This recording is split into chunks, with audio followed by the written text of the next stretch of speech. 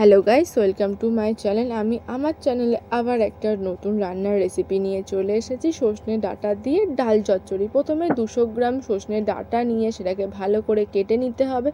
তারপর 100 গ্রাম খেসারির ডাল নিয়ে সেটাকে ভালো করে ধুয়ে নিয়ে ডাল আর ডাঁটাটাকে চাইলে কড়া বা প্রেসার কুকারের মধ্যে সেদ্ধ করতে পারেন।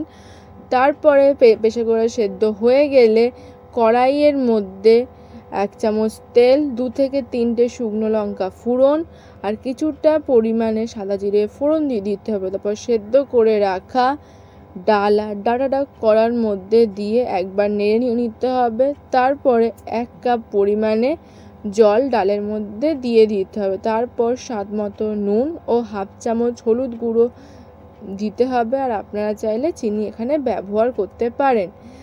তারপর ওটাকে ভালো করে সাঁতলে নিতে হবে। তারপর ফুট উঠে গেলেই ডালটাকে নাবিয়ে নিতে হবে। এইভাবেই তৈরি হয়ে যাবে আমাদের সজনে ডাঁটা দিয়ে ডাল চচ্চড়ি।